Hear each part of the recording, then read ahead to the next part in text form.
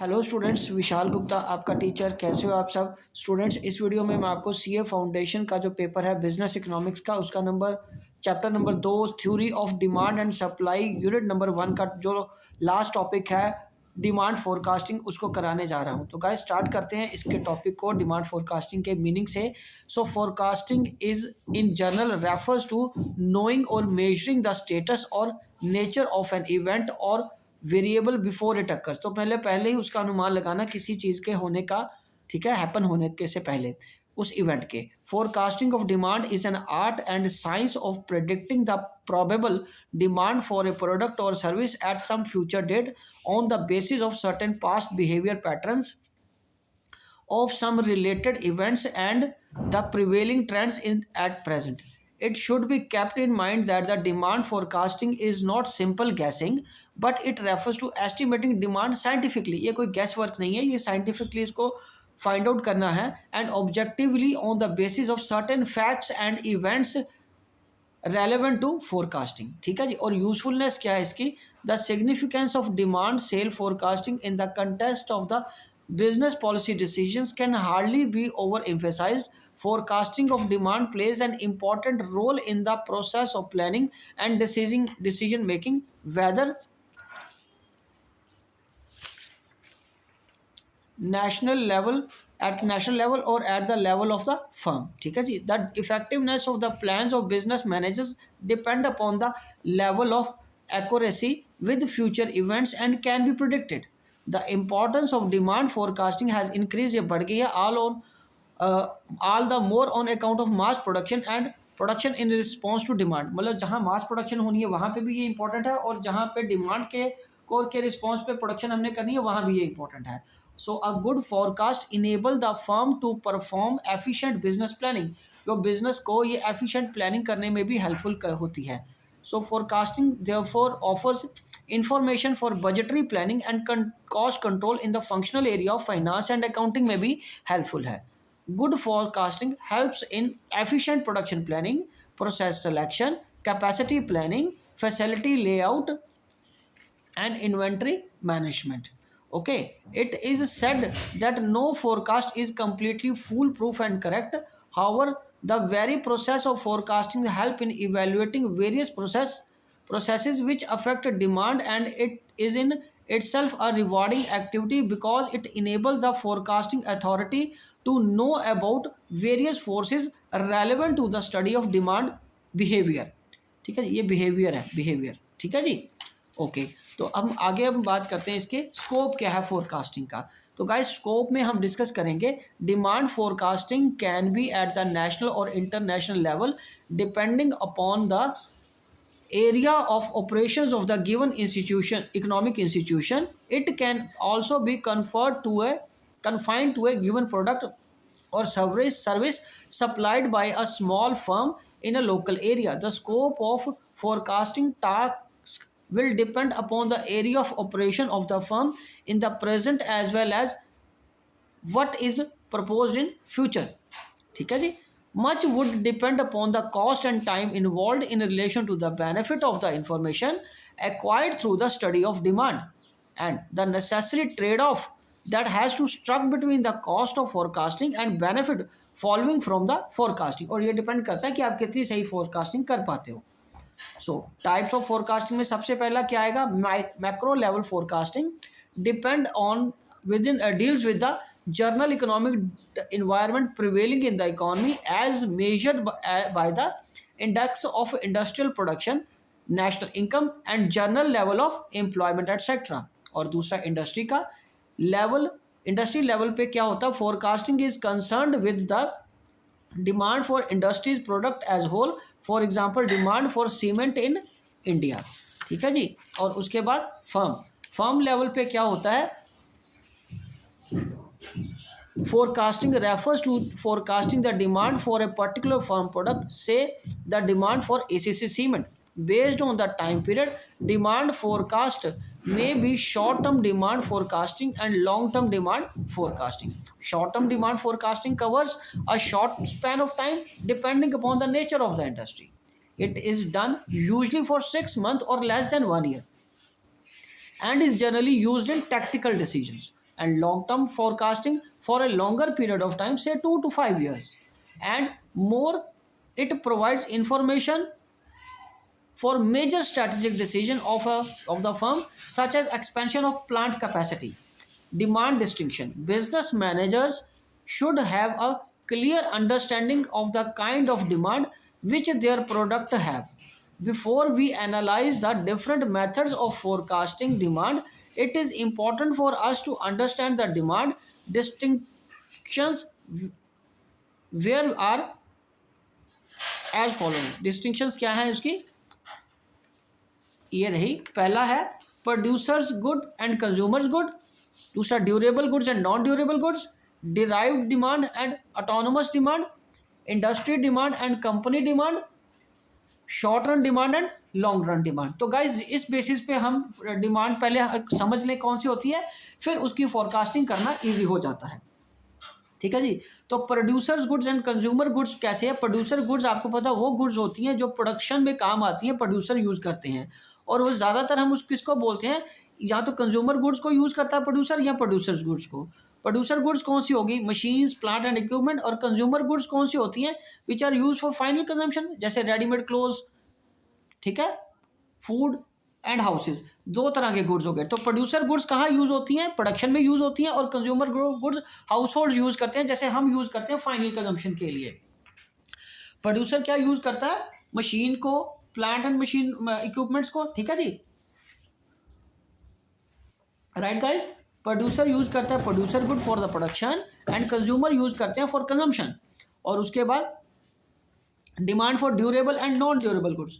So guys, demand for durable goods क्या? Durable goods वो goods होती हैं जो कुछ समय तक यूज की जा सकती हैं। पर नॉन ड्यूरेबल गुड्स कौन सी होती हैं? जो एक समय तक ही, एक बार ही यूज होती हैं। गुड्स में फर्दर भी सब divided into durable and non durable goods. So non durable goods which can not be consumed for more than one time, and raw material, fuel and power, packing items etc. are examples of non-durable producer goods. Bread, butter are for consumers. ठीक है जी, ये non-durable goods होती हैं। Okay, तो non-durable goods which cannot be consumed for more than, जैसे fuel, power और packing, ये तो प्रोडक्शन में काम आ जाएगी non-durable good प्रोड्यूसर के पॉइंट ऑफ व्यू से, और ब्रेड बटर किसके पॉइंट ऑफ व्यू से? कंज्यूमर के पॉइंट ऑफ व्यू से। वन टाइम कंजम्पशन गुड्स भी बोल सकते हैं हम इनको। ठीक है जी। और उसके बाद durable goods don't quickly wear out, can be consumed more than once, and yield utility over a period of time. For car, refrigerators, mobile phones for consumers, building plant and machinery, office furniture etc. are durable goods for producer. Sometimes some may be semi durable, कुछ semi durable भी हो सकते हैं, clothes and umbrella। ठीक है। derived goods and autonomous demand. So the demand for a commodity that arises from the demand of some other commodity is called derived demand.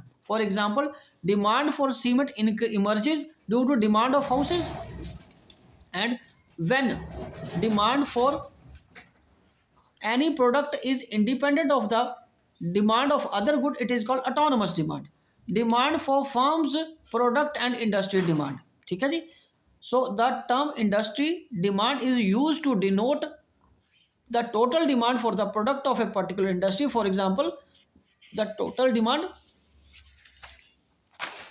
for steel in the industry, ठीक है जी। and on the other hand, the demand for firm's product denote the demand for the product of a particular firm, that is quantity that a firm can dispose of at a given price over a period of time. For example, demand for steel produced by Tata Iron and Steel Company। ठीक है जी। Okay, तो अब हम आगे बात करेंगे short term demand and long term demand. Short term demand refers to demand which with its immediate reaction to change in product price and price of related commodities. Income fluctuations, ability of the consumers to adjust their consumption pattern, their susceptibility to advertisement of a new products. And long run demand कौन सी refers to demand which exists over a long period of time. Most generic goods have long-term demand. Long-term demand depend upon long-term income trend, availability of the substitutes, credit facilities, etc. For example, if electricity rates are reduced in the short run, the existing users will make greater use of the electrical appliances.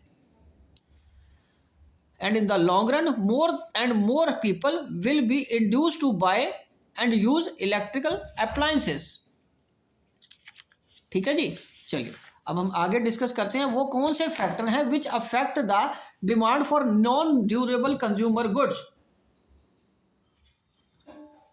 वो 3 basic factors हैं जो influence करते हैं demand of those goods. पहले disposable income.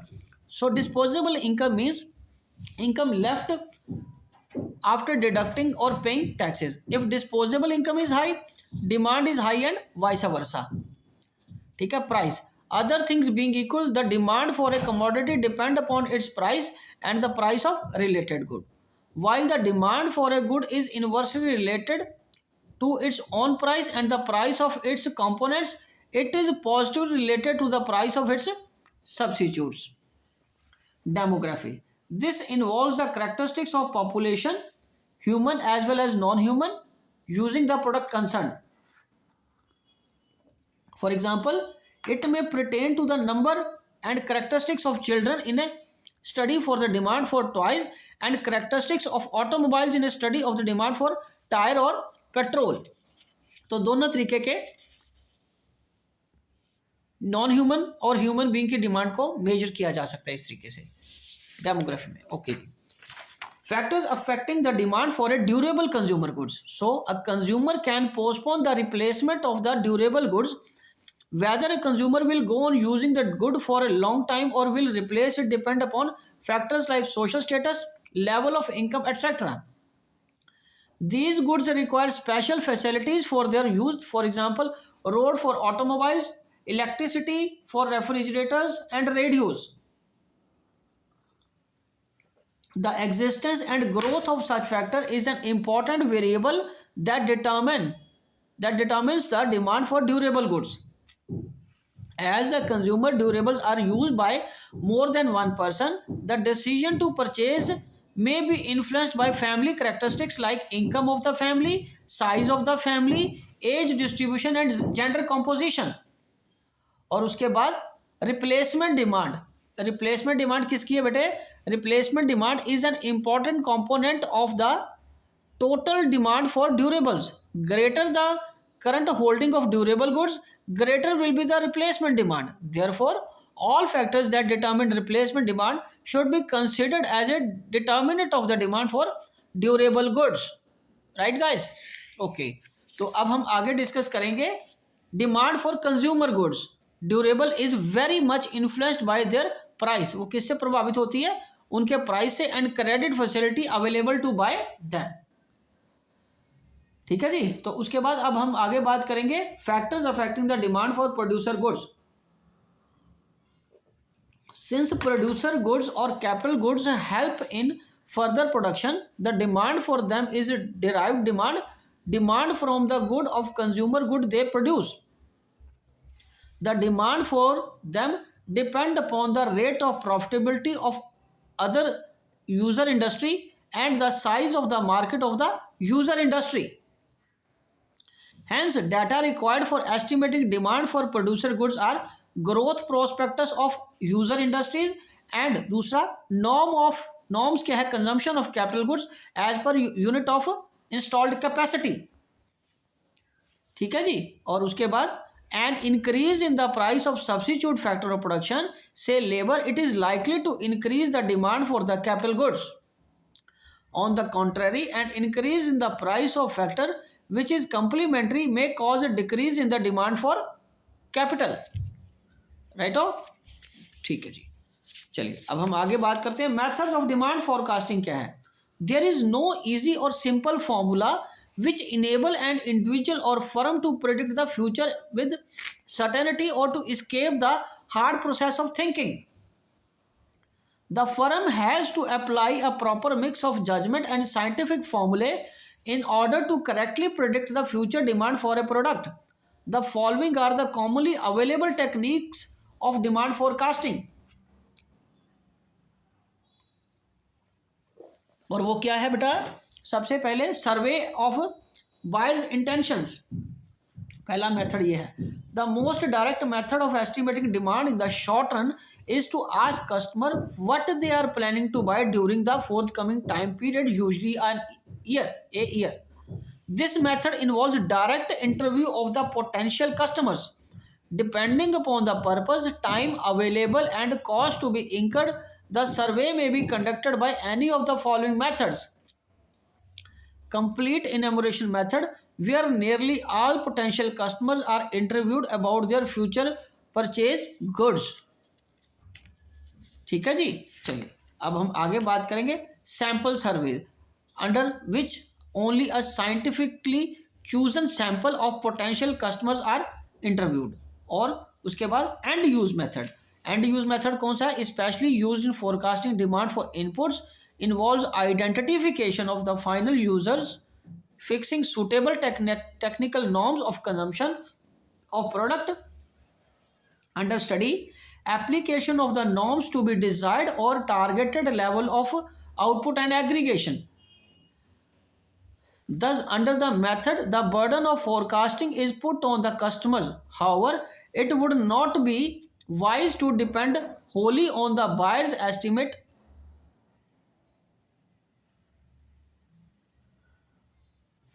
Okay जी, thus under this method the burden of forecasting is put on the customers. Right guys? Okay जी, समझ आ रहा है ना बेटा आपको? ठीक है जी। However, it would not be wise. However, it would not be wise to depend wholly on the buyer's estimate, and they should be used cautiously in the light of seller's own judgment. और दूसरा collective opinion method. तो guys collective opinion method कौन सा है? This method is known, ठीक है guys, this method is known as sales force opinion method और grass root approach. Firms having a wide network of sale personnel can use the knowledge, experience and skill of the sale force to forecast future demand. Under this method salesman are required to estimate salesmen are required to estimate expected sale in their respective territories. The rationale of this method is that salesmen being closest to the customer, क्योंकि वो customer के close होते हैं, उनके पास होते हैं, उनको अच्छी तरह समझते हैं, are likely to have the most intimate feel of the reactions of the customers to change in their market. These estimates of salesmen are consolidated to find out the total estimated sales. Although this method is simple and based on the first-hand information of those who are directly connected with the sale, it is subjective as personal opinion can possibly influence the forecast. Expert opinion method. In general, professional market experts and consultants have specialized knowledge about the numerous variables that affect demand. This, coupled with their varied experience, enables them to provide reasonably reliable estimates of the probable demand in future. And information is elicited from them through appropriately structured unbiased tools of the data collection such as interview schedule and questionnaires.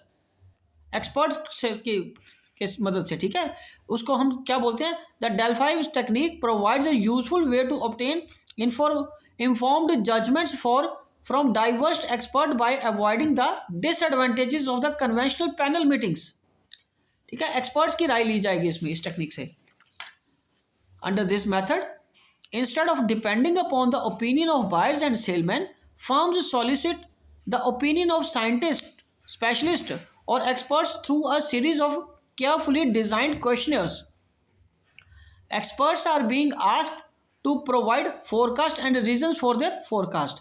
Experts are provided with information and opinion feedbacks of others at different rounds without revealing the identity of opinion provider.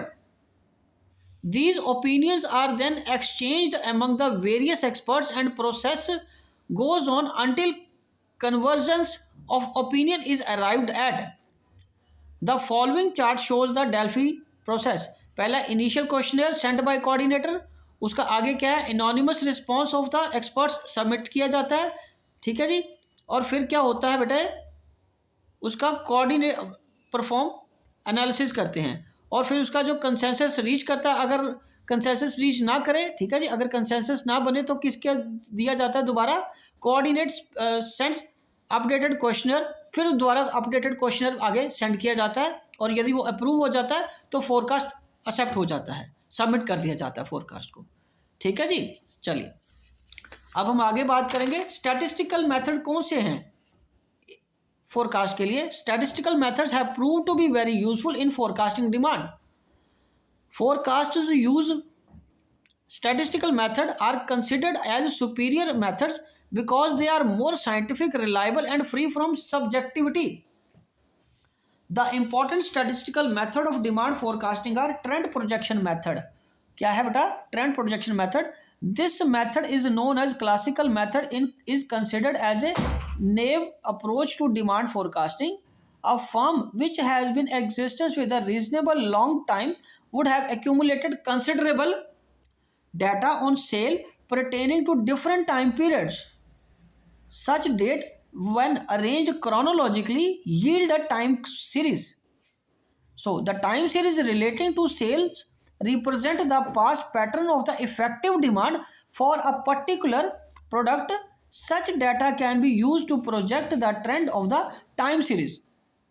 और popular technique इनमें कौन सी है, trend production based on time series, वो है हमारे पास यहाँ पे पहला graphical method. This method also known as free hand projection method is the simplest and the least expensive. This involves plotting of the time series data on a graph paper and fitting a free hand curve to it passing through the many points as possible. The direction of the curve shows the trend. The drawback of this method is that it may show the trend, but the projections made through this method is not very reliable. Fitting trend equation or least square method is a mathematical procedure for fitting a line to set of observed data points in such a manner that the sum of square differences between the calculated and observed value is minimized. The technique is used to find a trend line which best fit for available data. This trend line is then used to project the dependent variable in the future. This method is very popular and simple and inexpensive. Moreover, the trend method provides fairly reliable estimates of the future demand. Right guys? चलिए हम आगे discuss करते हैं इसका regression analysis. Guys अगर आप CPT foundation, CA foundation के साथ साथ बीकॉम भी कर रहे हो तो आपको उसमें भी ये टॉपिक्स मिल जाएंगे, ठीक है, आपने वहाँ भी ये किए होंगे. ओके, तो रिग्रेशन एनालिसिस क्या है? This is the most popular method of forecasting demand. Under this method a relationship is established between the quantities demanded and the independent variable such as income, price of good, price of related goods, etc. Once the relationship is established, we derive regression equation assuming the relationship to be linear equation. कौन सी बनेगी वो? y is equal to a plus bx. This could also be a curvilinear relationship between the dependent and the independent variable. Dependent variable और independent variable पे होगा. Once the regression equation is derived, the value of y, the quantity demanded, can be estimated for the any value of the x. तो फिर हम किसी भी value of x को find कर सकते हैं. और उसके बाद controlled experiments. Under this method future demand is estimated by conducting market studies and experiments on consumer behaviour under actual through controlled and market condition. Controlled market condition. This method is known as market experiment method. An effort is made to very separately certain determinants of demand which can be manipulated. For example, price या advertisement से आप manipulate कर सकते हैं ना, and conduct the experiments assuming that the other factors would remain constant. This method is expensive and time consuming. And last method, barometric method of forecasting कौन सा है? Under this method, economists use economic indicators to forecast trend in business activities. This information is then used to forecast demand, prospectus of a product, thou note the actual quantity demanded. For this purpose, an index of relevant economic indicator is constructed. Movement of these indicators are used as basis for forecasting like likely economic environment in the near future. ठीक है, उस तरीके से ये barometric method of forecasting से demand को calculate किया जा सकता है। तो गाइज ये था सिंपलेस्ट फॉर्म में मैंने आपको इसको समझाया है। आई होप कि आपको अच्छे से समझ आ गया होगा। इसी के साथ ये यूनिट और ये चैप्टर कंप्लीट होता है। ओके जी, गुड लक।